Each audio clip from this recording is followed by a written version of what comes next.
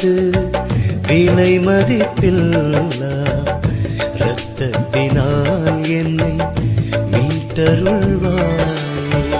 இயேசுவே உமது விலை மதிப்பில்லா இரத்தத்தினால் என்னை மீட்டருள்வாயே. இயேசுவே உமது விலை மதிப்பில்லா இரத்தத்தினால் என்னை மீட்டருள்வாய்.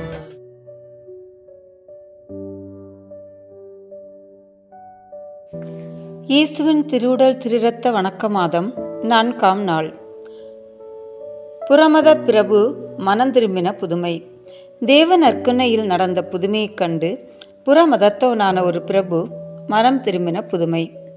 சாக்சனி தேசத்தில் அக்கானியானியான விட்டிக்கின் என்னும் பிரபு ரோமாபுரி ராயனோடு சண்டை செய்தபோது ராயன் வெற்றி பெற்றதால் அவன் சமாதானமாய்ப் போனான். ராயன் பாளையம் நீங்கி போவதற்கு முன் 40 நாள் ஒரு சந்தையின் கடைசியில் வருகிற பெரிய வியாழக்கிழமை, பெரிய வெள்ளிக்கிழமை, பெரிய சனிக்கிழமை அங்கே மகா ஆடம்பரத்தோடு கொண்டாடினான் சாக்சன் பிரபு. ரோமாபுரி ராயனும் மற்ற கிறிஸ்தவர்களும் அந்த திருநாளில் செய்த காரியங்களை பார்ப்பதற்காக மாறு வேடம் பூண்டு பரதேசி போல ராயனின் பாளையத்துக்கு போனான். திருநாள் முடிமட்டும் அவன் அங்கே இருந்து திருநாளில் செய்கிற சடங்குகளையெல்லாம் நன்றாய் பார்த்தான். அங்கே ஒருவன் அவனுடைய முகத்தை உற்று பார்த்து விட்டிக்கின் என்று அறிந்து ராயனிடத்தில் சொன்னான். இதை விட்டிக்கின் அறிந்து தானே வலிய ராயனுடைய கூடாரத்துக்குள்ளே போனான். ராயன் இவனைக் கண்டு வரவேற்று, நீ இங்கே இருக்க விரும்பினால் மகிமையோடு வராமல் இந்த நீச வேஷத்தோடு வருவதேன் என்று வினவினான். இதற்கு விட்டிங்கின், இந்த திருநாளிலே நீங்கள் செய்வது என்னவென்று பார்க்கவே மாறு வேடத்துடன் வந்தேன் என்றான். ராயன், என்ன பார்த்தீர்கள் என்று கேட்டதற்கு அவன், நான் பார்த்த காரியங்களுள் ஆச்சரியமான 2 காரியங்கள். வியாழக்கிழமையும் வெள்ளிக்கிழமையும் துக்கமாயிருந்து சனிக்கிழமை சந்தோஷமாயிருந்தீர். 2வது குருவானவர் உமக்கும் சேவகர்களுக்கும் தேவ நற்கருணை கொடுக்கிற போது குருவின் கையில் நல்ல குழந்தையை கண்டதுமல்லாமல் தேவரீரும் சேவகரும் நன்மை வாங்கின போது அந்த குழந்தை உம்முடைய வாயிலும் சில சேவகர்கள் வாயிலும் சந்தோஷமாய் போனதையும் சில சேவகர்கள் வாயில் கஸ்தியோடு கட்டாயம் போல போவதையும் கண்டேன். ஆனால் அந்த குழந்தை யாரென்று நான் அறியேன். தேவரீர் துக்கமாயிருந்ததற்கு காரணம் இன்னதென்றும் அறியேன் என்றான். ராயன் இச்செய்தியெல்லாம் ஆச்சரியத்தோடு கேட்ட பிறகு வியாழன் வெள்ளி 2 நாளும் நம்முடைய கர்த்தர் இயேசுநாதருடைய திருமரணத்தின் சடங்குகளை செய்ததினால் அவர் திருமரணத்தின் பேரில் நாம் வைத்த இரக்கத்தின் காரணமாக 2 நாளும் மன வருத்தமாய் இருந்தோம். பிறகு ஆண்டவர் உயிர் தெழுந்தருளின சடங்கு செய்ததினால் அன்றைக்கு நாங்கள் சந்தோஷமாய் இருந்தோம் என்று சொன்னான். பிறகு ராயன் தேவ நற்கருணையின் இரகசியத்தையும் சொல்லி, திவ்ய நற்கருணையில் இருக்கும் இயேசுநாதரை நான் காணாதிருக்கையில் அவரை நீர் கண்டதினால் முன்போல் இராமல் ஏதாவது செய்ய வேண்டியது இருக்கிறது. சில சேவகர்கள் பாவத்தோடு தேவ நற்கருணை வாங்கியதால் அதில் இருக்கிற இயேசுநாதர் அவர்கள் வாயிலே கட்டாயமாய் போவதை கண்டீர் என்று சொன்னான். அந்த பிரபு இதையெல்லாம் கேட்ட பிறகு கிறிஸ்தவ மதத்தில் சேர அவனுக்கு ஆசை வந்தது. உடனே உபதேசம் கேட்டு மெட்ரானியரான புனித எரிபேர்த் என்பவர் கையினால் ஞானஸ்நானம் பெற்றான். அவனுக்கு ராயனே ஞான தகப்பனாயிருந்தான். அன்பான இறை மக்களே, அந்த ரோமாபுரி ராயன் இயேசுநாதர் பேரில் வைத்த இரக்கத்தினால் பெரிய வியாழக்கிழமையும் பெரிய வெள்ளிக்கிழமையில் மன வருத்தமாயிருந்தார் என்று கேட்டீர்கள். வெள்ளிக்கிழமை தோறும் கர்த்தர் நமக்காக அனுபவித்த துன்பங்களை சிந்தனை செய்து அவர் பேரில் உங்களுக்கு இரக்க உணர்ச்சி ஏற்பட செய்வது புண்ணிய முயற்சியாகும். சேவகர்கள் தேவ நற்கருணை வாங்கும்போது இயேசுநாதர் சில சேவகர்களிடம் சந்தோஷமாய் எழுந்தருளினார், சில சேவகர்களிடம் துக்கத்தோடு எழுந்தருளினார். கர்த்தர் உங்களிடத்தில் சந்தோஷமாய் எழுந்து அருளினதுக்காக நீங்கள் அருளுயிரோடு இருக்க வேண்டும். இப்படி இருந்தால் தேவ நற்கருணை உங்களுக்கு நன்மையாயிருக்கும். சாவான பாவத்தோடு நன்மை வாங்குகிறவர்களுக்கு அந்த தேவ நற்கருணை தானே ஆக்கினைக்கு காரணமாயிருக்கும்.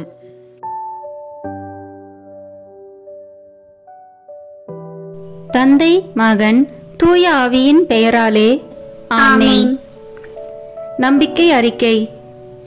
விண்ணகத்தை மன்னகத்தில் படைத்த எல்லாம் வல்ல தந்தையாகிய கடவுளை நம்புகின்றேன். அவருடைய ஒரே மகனாகிய நம் ஆண்டவர் இயேசு கிறிஸ்துவை நம்புகின்றேன். இவர் தூய ஆவியாரால் கருவுற்று கன்னி மரியாவிடமிருந்து பிறந்தார். போதிய குலத்தின் அதிகாரத்தில் பாடுபட்டு சிலுவையில் அறையப்பட்டு இறந்து அடக்கம் செய்யப்பட்டார். பாதாளத்தில் இறங்கி 3ஆம் நாள் இறந்தோரிடமிருந்து உயிர்த்தெழுந்தார். விண்ணகத்திற்கு எழுந்தருளி எல்லாம் வல்ல தந்தையாகிய கடவுளின் வலப்பக்கத்தில் வீற்றிருக்கின்றார். அங்கிருந்து வாழ்வோருக்கும் இறந்தோருக்கும் தீர்ப்பு வழங்க வருவார். தூய ஆவியாரை நம்புகின்றேன். புனித கத்தோலிக்க திருஅவையை நம்புகின்றேன். புனிதர்களின் உறவு ஒன்றிப்பை நம்புகின்றேன். பாவ மன்னிப்பை நம்புகின்றேன். உடலின் உயிர்ப்பை நம்புகின்றேன். நிலைவாழ்வை நம்புகின்றேன். ஆமென். விண்ணுலகில் இருக்கிற எங்கள் தந்தையே, உமது பெயர் தூயது என போற்ற பெறுக. உமது ஆட்சி வருக. உமது திருவுளம் விண்ணுலகில் நிறைவேறுவது போல மண்ணுலகிலும் நிறைவேறுக. எங்கள் அன்றாட உணவை இன்று எங்களுக்கு தாரும். எங்களுக்கு எதிராக குற்றம் செய்வோரை நாங்கள் மன்னிப்பது போல எங்கள் குற்றங்களை மன்னியும். எங்களை சோதனைக்கு உட்படுத்தாதேயும், தீமையிலிருந்து எங்களை விடுவித்தருளும். ஆமென். அருள் நிறைந்த மரியே வாழ்க. ஆண்டவர் உம்முடனே, பெண்களுக்குள் ஆசி பெற்றவர் நீரே. உம்முடைய திருவயிற்றின் கனியாகிய இயேசுவும் ஆசி பெற்றவரே. புனித மரியே, இறைவனின் தாயே, பாவிகளாய் இருக்கிற எங்களுக்காக இப்பொழுதும் எங்கள் இறப்பின் வேளையிலும் வேண்டிக் கொள்ளும். ஆமென். தந்தைக்கும் மகனுக்கும் தூய ஆவியாருக்கும் மாட்சி உண்டாகுக. தொடக்கத்தில் இருந்தது போல இப்பொழுதும் எப்பொழுதும் என்றென்றும் இருப்பதாக. ஆமென்.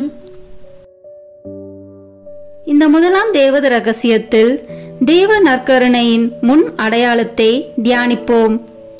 தண்ணீரை திராட்சை ரசமாக மாற்றிய புதுமை. யோவான் எழுதிய நற்செய்தியிலிருந்து வாசகம். அதிகாரம் 2, இறை வார்த்தைகள் 1 முதல் 11 வரை. கானாவில் திருமணம். 3ஆம் நாள் கலிலியாவில் உள்ள கானாவில் திருமணம் ஒன்று நடைபெற்றது. இயேசுவின் தாயும் அங்கு இருந்தார். இயேசுவும் அவருடைய சீடரும் அத்திருமணத்திற்கு அழைப்பு பெற்றிருந்தனர். திருமண விழாவில் திராட்சை ரசம் தீர்ந்து போகவே இயேசுவின் தாய் அவரை நோக்கி, திராட்சை ரசம் தீர்ந்துவிட்டது என்றார். இயேசு அவரிடம், அம்மா, அதை பற்றி நாம் என்ன செய்ய முடியும்? எனது நேரம் இன்னும் வரவில்லையே என்றார். இயேசுவின் தாய் பணியாளரிடம், அவர் உங்களுக்கு சொல்வதெல்லாம் செய்யுங்கள் என்றார். யூதரின் தூய்மை சடங்குக்கு தேவையான 6 கல் தொட்டிகள் அங்கே இருந்தன. அவை ஒவ்வொன்றும் 2-3 குடம் தண்ணீர் கொள்ளும். இயேசு அவர்களிடம், இத்தொட்டிகளில் தண்ணீர் நிரப்புங்கள் என்று கூறினார். அவர்கள் அவற்றை விளிம்பு வரை நிரப்பினார்கள். பின் அவர், இப்போது மொண்டு பந்தி மேற்பார்வையாளரிடம் கொண்டு போங்கள் என்று அவர்களிடம் கூறினார். அவர்களும் அவ்வாறே செய்தார்கள். பந்தி மேற்பார்வையாளர் திராட்சை ரசமாய் மாறியிருந்த தண்ணீரை சுவைத்தார். அந்த ரசம் எங்கிருந்து வந்தது என்று அவருக்கு தெரியவில்லை. தண்ணீர் மொண்டு வந்த பணியாளருக்கே தெரிந்திருந்தது. ஆகையால் பந்தி மேற்பார்வையாளர் மணமகனை கூப்பிட்டு, எல்லோரும் நல்ல திராட்சை ரசத்தை முதலில் பரிமாறுவர். யாவரும் விருப்பம் போல குடித்த பின் தரம் குறைந்த ரசத்தை பரிமாறுவர். நீர் நல்ல ரசத்தை இதுவரை பரிமாறாமல் ஏன் வைத்திருந்தீர் என்று கேட்டார். இதுவே இயேசு செய்த முதல் அரும் அடையாளம். இது கலிலியாவில் உள்ள கானாவில் நிகழ்ந்தது. இதன் வழியாக அவர் தம் மாட்சியை வெளிப்படுத்தினார். அவருடைய சீடரும் அவரிடம் நம்பிக்கை கொண்டனர். ஆண்டவரின் அருள்வாக்கு. இறைவனுக்கு நன்றி. இதிலிருந்து நாம் கடைபிடிக்க வேண்டிய புண்ணியம், பங்கேற்பு மற்றும் ஈடுபாடு. விண்ணுலகில் இருக்கிற எங்கள் தந்தையே, உமது பெயர் தூயது என போற்ற பெறுக. உமது ஆட்சி வருக. உமது திருவுளம் விண்ணுலகில் நிறைவேறுவது போல மண்ணுலகிலும் நிறைவேறுக. எங்கள் அன்றாட உணவை இன்று எங்களுக்கு தாரும். எங்களுக்கு எதிராக குற்றம் செய்வோரை நாங்கள் மன்னிப்பது போல எங்கள் குற்றங்களை மன்னியும். எங்களை சோதனைக்கு உட்படுத்தாதேயும், தீமையிலிருந்து எங்களை விடுவித்தருளும். ஆமேன். அருள் நிறைந்த மரியே வாழ்க. ஆண்டவர் உம்முடனே, பெண்களுக்குள் ஆசி பெற்றவர் நீரே. உம்முடைய திருவயிற்றின் கனியாகிய இயேசுவும் ஆசி பெற்றவரே. புனித மரியே, இறைவனின் தாயே, பாவிகளாய் இருக்கிற எங்களுக்காக இப்பொழுதும் எங்கள் இறப்பின் வேளையிலும் வேண்டிக் கொள்ளும். ஆமேன். நித்திய ஸ்துதிக்குரிய பரிசுத்த நற்கருணைக்கு பக்தியாய் ஆராதனை எத்திசையும் புரிவோம். நித்திய ஸ்துதிக்குரிய பரிசுத்த நற்கருணைக்கு பக்தியாய் ஆராதனை எத்திசையும் புரிவோம். நித்திய ஸ்துதிக்குரிய பரிசுத்த நற்கருணைக்கு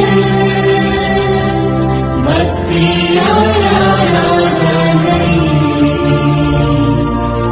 எத்திசையும் புரிவோம். தந்தைக்கும் மகனுக்கும் தூய ஆவியாருக்கும் மாட்சி உண்டாகுக. தொடக்கத்தில் இருந்தது போல இப்பொழுதும் எப்பொழுதும் என்றென்றும் இருப்பதாக. ஆமேன். இரண்டாம் தேவ ரகசியத்தில் தேவ நற்கருணையை வாக்களித்ததை தியானிப்போம். 5 அப்பம் பழுகியது. யோவான் எழுதிய நற்செய்தியிலிருந்து வாசகம். அதிகாரம் 6, இறை வார்த்தைகள் 1 முதல் 13 வரை. அப்பம் பகிர்ந்தளித்தல். இயேசு கலிலேய கடலை கடந்து மறுகரைக்கு சென்றார். அதற்கு திபேரிய கடல் என்றும் பெயர் உண்டு. உடல் நலம் அற்றோருக்கு அவர் செய்து வந்த அரும் அடையாளங்களை கண்டு மக்கள் பெருந்திரளாய் அவரை பின்தொடர்ந்தனர். இயேசு மலை மேல் ஏறி தம் சீடரோடு அமர்ந்தார். யூதருடைய பாஸ்கா விழா அண்மையில் நிகழவிருந்தது.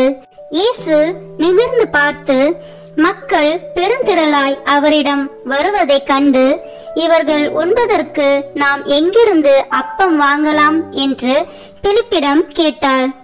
தாம் செய்ய போவதை அறிந்திருந்தும் அவரை சோதிப்பதற்காகவே இக்கேள்வியை கேட்டார்.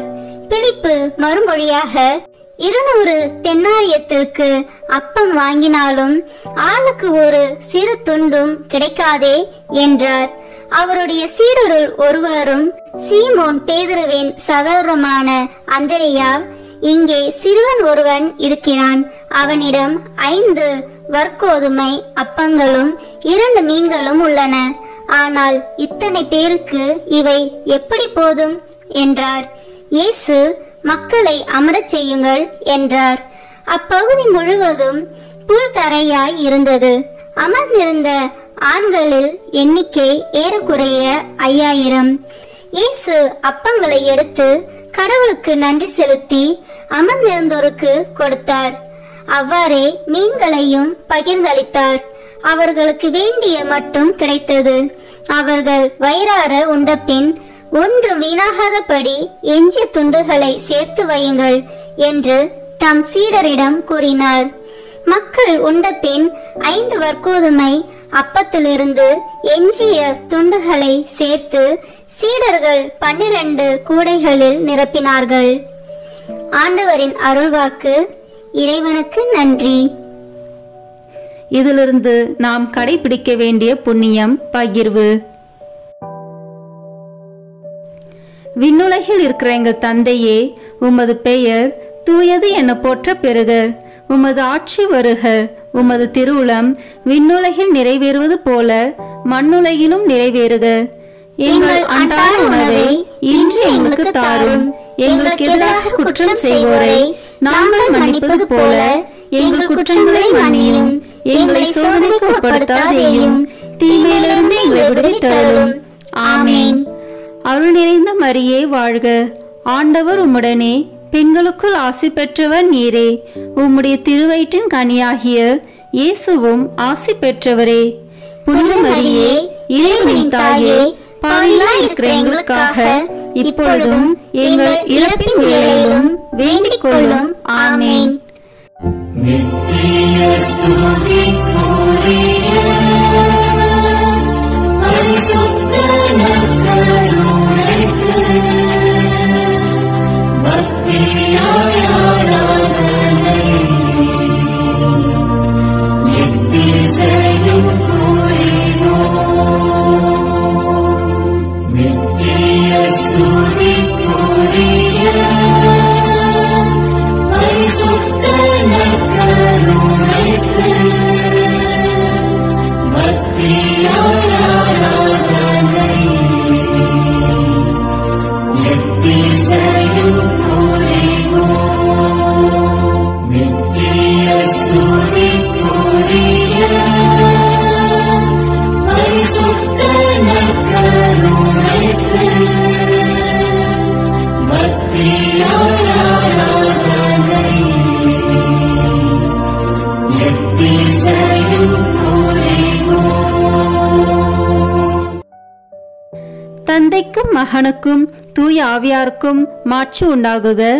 தொடக்கத்தில் இருந்தது போல இப்பொழுதும் எப்பொழுதும் என்றென்றும் இருப்பதாக.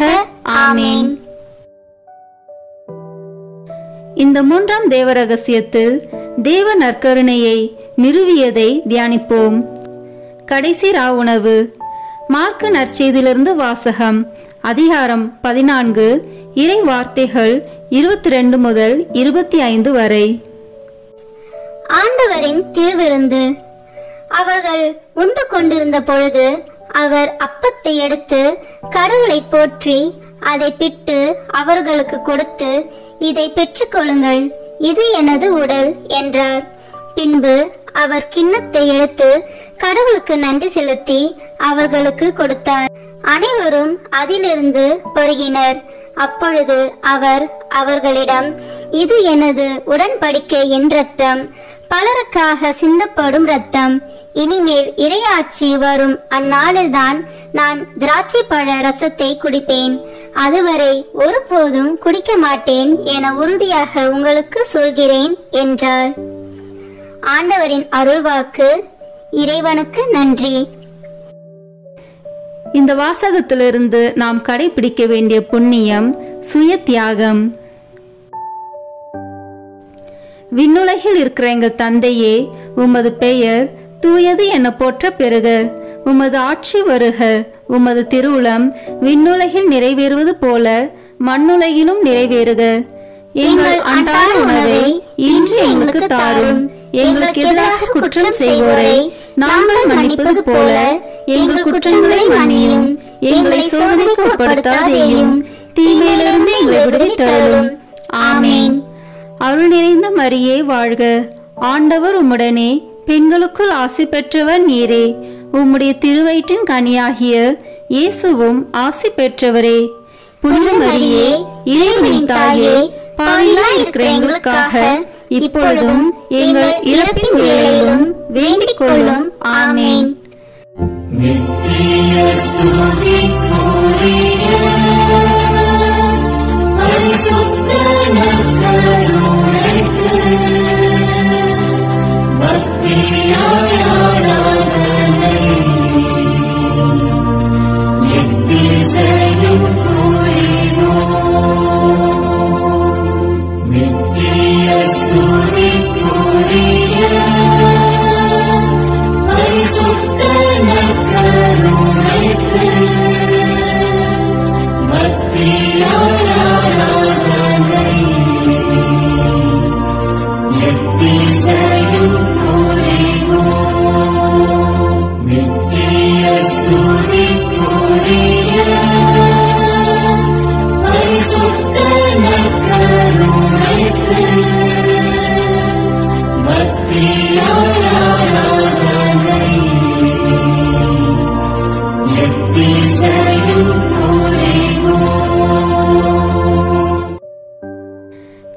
தந்தைக்கும் மகனுக்கும் தூய ஆவியாருக்கும் மாட்சி உண்டாகுக.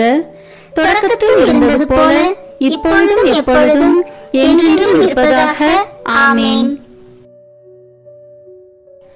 நான்காம் தேவ ரகசியத்தில் தேவ நற்கருணையை கொண்டாடியதை தியானிப்போம். எம்மாவு சீடர்கள். லூக்கா நற்செய்தியிலிருந்து வாசகம். அதிகாரம் 24, இறை வார்த்தைகள் 13 முதல் 35 வரை. எம்மாவு வழியில் சீடரை சந்தித்தல்.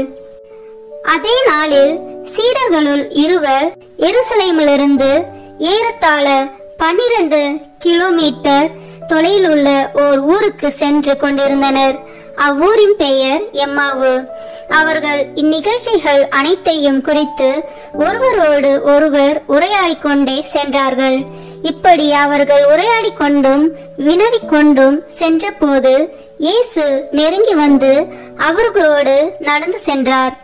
ஆனால் அவர் யார் என்று அறிந்து உணர முடியாதவாறு அவர்கள் கண்கள் மறைக்கப்பட்டிருந்தன. அவர் அவர்களை நோக்கி, வழி நெடுகிலும் நீங்கள் ஒருவரோடு ஒருவர் பேசிக் கொண்டிருப்பது என்ன என்று கேட்டார். அவர்கள் முகவாட்டத்தோடு நின்றார்கள். அவர்களுள் கிளையோப்பா என்னும் பெயருடைய ஒருவர் அவரிடம் மறுமொழியாக, எருசலேமில் தங்கியிருப்பவர்களுள் உமக்கு மட்டும்தான் இந்நாளில் நிகழ்ந்தவை தெரியாதோ என்றார். அதற்கு அவர் அவர்களிடம், என்ன நிகழ்ந்தது என்று கேட்டார். அவர்கள் அவரிடம், நாசரேத்து இயேசுவை பற்றியே தான் பேசுகின்றோம். அவர் கடவுளுக்கும் மக்கள் எல்லோருக்கும் முன்பாக சொல்லிலும் செயலிலும் வல்ல இறைவாக்கினராக திகழ்ந்தார். அவர் இஸ்ரேலை மீட்கப் போகிறார் என்று நாங்கள் எதிர்பார்த்திருந்தோம். ஆனால் தலைமை குருக்களும் ஆட்சியாளர்களும் அவருக்கு மரண தண்டனை விதித்து சிலுவையில் அறைந்தார்கள். இவையெல்லாம் நிகழ்ந்து இன்றோடு 3 நாட்கள் ஆகின்றன. ஆனால் இன்று எங்களை சேர்ந்த பெண்களுள் சிலர் எங்களை மலைப்புக்குள்ளாக்கினர். அவர்கள் விடியற் காலையில் கல்லறைக்கு சென்றார்கள். அவருடைய உடலை காணாது திரும்பி வந்து வானதூதர்களை கண்டதாகவும் இயேசு உயிரோடு இருக்கிறார் என்று அவர்கள் கூறியதாகவும் சொன்னார்கள். எங்களோடு இருந்தவர்களுள் சிலரும் கல்லறைக்கு சென்று அப்பெண்கள் சொன்னவாறே இருக்க கண்டனர். ஆனால் அவர்கள் இயேசுவை காணவில்லை என்றார்கள். இயேசு அவர்களை நோக்கி, அறிவிலிகளே, இறைவாக்கினர் உரைத்த எல்லாவற்றையும் நம்ப இயலாத மந்த உள்ளத்தினரே, மெசியா நாம் மாட்சி அடைவதற்கு முன் இத்துன்பங்களை பட வேண்டும் அல்லவா என்றார். மேலும் மோசே முதல் இறைவாக்கினர் வரை அனைவரின் நூல்களிலும் தம்மை குறித்து எழுதப்பட்ட யாவற்றையும் அவர் அவர்களுக்கு விளக்கினார். அவர்கள் தாங்கள் போக வேண்டிய ஊரை நெருங்கி வந்தார்கள். அவரோ அதற்கு அப்பால் போகிறவர் போல காட்டிக்கொண்டார். அவர்கள் அவரிடம், எங்களோடு தங்கும், ஏனெனில் மாலை நேரம் ஆயிற்று, பொழுதும் போயிற்று என்று கூறி கட்டாயப்படுத்தி அவரை இணங்க வைத்தார்கள். அவர் அங்கு தங்குமாறு அவர்களோடு சென்றார். அவர்களோடு அவர் பந்தியில் அமர்ந்திருந்த போது அப்பத்தை எடுத்து கடவுளை போற்றி பிட்டு அவர்களுக்கு கொடுத்தார். அப்போது அவர்கள் கண்கள் திறந்தன. அவர்களும் அவரை அடையாளம் கண்டு கொண்டார்கள். உடனே அவர் அவர்களிடமிருந்து மறைந்து போனார். அப்போது அவர்கள் ஒருவரை ஒருவர் நோக்கி, வழியிலே அவர் நம்மோடு பேசி மறைநூலை விளக்கும் போது நம் உள்ளம் பற்றி எரியவில்லையா என்று பேசிக்கொண்டார்கள். அந்நேரமே அவர்கள் புறப்பட்டு எருசலேமுக்கு திரும்பி போனார்கள். அங்கே 11 அவர்களோடு இருந்தவர்களுள் குழுமியிருக்க கண்டார்கள். அங்கிருந்தவர்கள், ஆண்டவர் உண்மையாகவே உயிருடன் எழுப்பப்பட்டார், அவர் சீமோனுக்கு தோற்றம் அளித்துள்ளார் என்று சொன்னார்கள். அவர்கள் வழியில் நிகழ்ந்தவற்றையும் அவர் அப்பத்தை பிட்டு கொடுக்கும்போது அவரை கண்ணுணர்ந்து கொண்டதையும் அங்கிருந்தவர்களுக்கு எடுத்துரைத்தார்கள். ஆண்டவரின் அருள்வாக்கு. இறைவனுக்கு நன்றி. இந்த வாசகத்திலிருந்து நாம் கடைபிடிக்க வேண்டிய புண்ணியம் தோழமை. விண்ணுலகில் இருக்கிற எங்கள் தந்தையே, உமது பெயர் தூயது என போற்ற பெறுக. உமது ஆட்சி வருக. உமது திருவுளம் விண்ணுலகில் நிறைவேறுவது போல மண்ணுலகிலும் நிறைவேறுக. எங்கள் அன்றாட உணவை இன்று எங்களுக்கு தாரும். எங்களுக்கு எதிராக குற்றம் செய்வோரை நாங்கள் மன்னிப்பது போல எங்கள் குற்றங்களை மன்னியும். எங்களை சோதனைக்கு உட்படுத்தாதேயும், தீமையிலிருந்து எங்களை விடுவித்தருளும். ஆமேன். அருள் நிறைந்த மரியே வாழ்க. ஆண்டவர் உம்முடனே, பெண்களுக்குள் ஆசி பெற்றவர் நீரே. உம்முடைய திருவயிற்றின் கனியாகிய இயேசுவும் ஆசி பெற்றவரே. புனித மரியே, இறைவனின் தாயே, பாவிகளாய் இருக்கிற எங்களுக்காக இப்பொழுதும் எங்கள் இறப்பின் வேளையிலும் வேண்டிக் கொள்ளும். ஆமேன். நித்திய ஸ்துதிக்குரிய பரிசுத்த நற்கருணைக்கு பக்தியாய் ஆராதனை எத்திசையும் புரிவோம். நித்திய ஸ்துதிக்குரிய பரிசுத்த நற்கருணைக்கு பக்தியாய் ஆராதனை எத்திசையும் புரிவோம். நித்திய ஸ்துதிக்குரிய பரிசுத்த நற்கருணைக்கு பக்தியாய் ஆராதனை எத்திசையும் புரிவோம். தந்தைக்கும் மகனுக்கும் தூய ஆவியாருக்கும் மாட்சி உண்டாகுக. தொடக்கத்தில் இருந்தது போல இப்பொழுதும் எப்பொழுதும் என்றென்றும் இருப்பதாக. ஆமேன். ஐந்தாம் தேவ ரகசியம். இன்று தேவ நற்கருணையில் இயேசுவின் பிரசனம். உலகம் முடியும் வரை எந்நாளும் உங்களோடு இருக்கிறேன். மத்தேயு எழுதிய நற்செய்தி நூலிலிருந்து வாசகம். அதிகாரம் 28, இறை வார்த்தைகள் 16 முதல் 20 வரை. இயேசு சீடருக்கு கட்டளை கொடுத்து அனுப்புதல். 11 சீடர்களும் இயேசு தங்களுக்கு பணித்தபடியே கலிலேயாவில் உள்ள ஒரு மலைக்கு சென்றார்கள். அங்கே அவரை கண்டு பணிந்தார்கள். சிலரோ ஐயமுற்றார்கள்.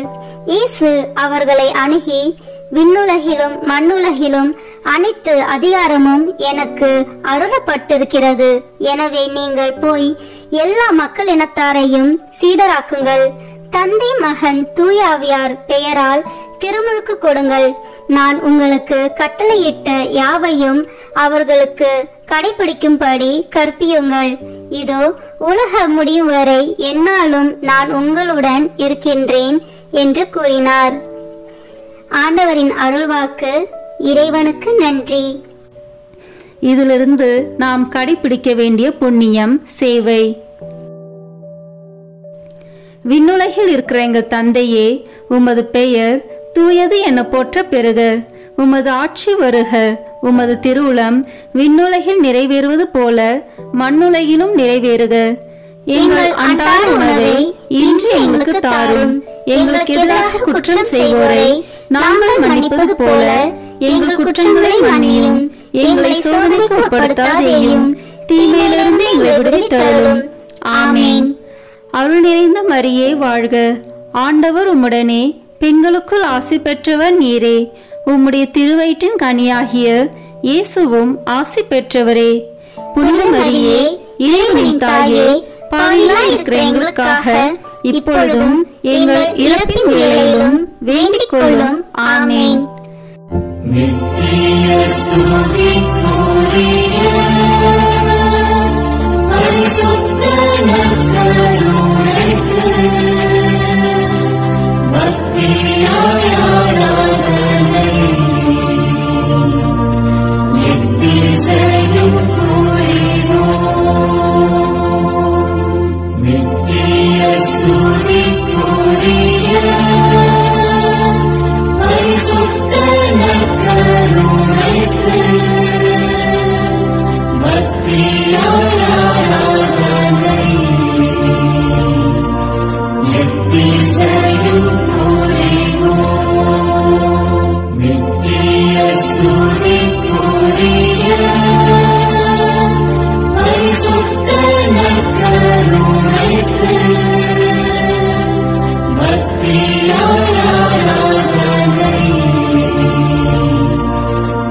திசையும் தந்தைக்கும் மகனுக்கும் தூய ஆவியாருக்கும் மாட்சி உண்டாகுக. தொடக்கத்தில் இருந்தது போல இப்பொழுதும் எப்பொழுதும் என்றென்றும் இருப்பதாக. ஆமேன். இறுதி ஜெபம். நற்கருணை மாதாவே, ஆமேன். உம்முடைய வார்த்தையின்படியே எனக்கு ஆகட்டும் என்று சொல்லி நற்கருணை நாதரை பெற்றுக்கொண்டவரே, காடு மலை என்று பாராமல் எலிசபெத் அம்மாளுக்கு உதவி செய்ய நற்கருணை நாதரை சுமந்து கொண்டு விரைந்து சென்றவரே, உலகம் மீட்பு பெறுவதற்காக நற்கருணை நாதரை ஈன்றவரே, காலமெல்லாம் நற்கருணை நாதரை தியானித்து கடவுளை புகழ்ந்து கல்வாரி மலைக்கு ஆண்டவர் இயேசுவோடு பலியாகி தேவ நற்கருணையாக மாறியவரே, நாங்களும் உயிருள்ள தேவ நற்கருணையாக வாழ எங்களுக்காக பரிந்து பேசுவீராக. ஆமீன்.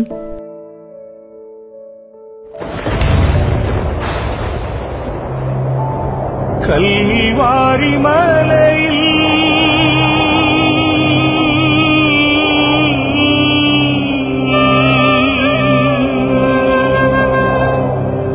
சிந்திய ரத்தத்தால்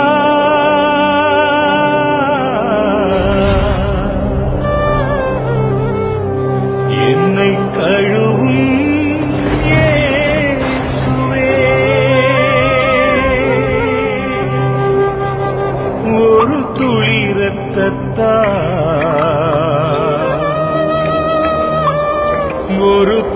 ரத்தத்தால் என்னை கழுவும் இயேசுவே.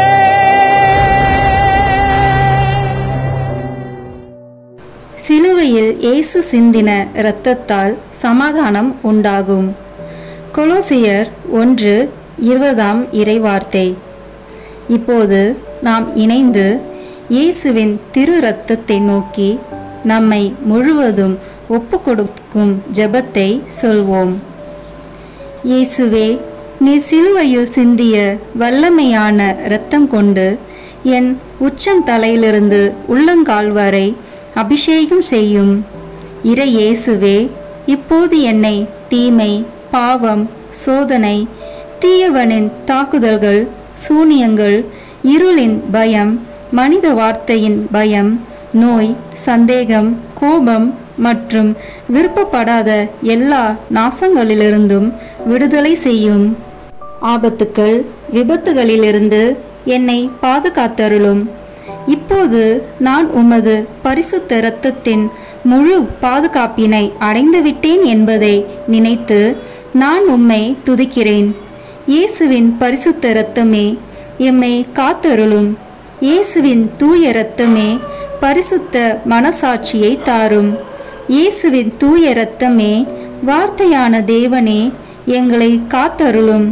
இயேசுவின் தூய இரத்தமே, எங்கள் ஆழ் மனதை பரிசுத்தப்படுத்தும்.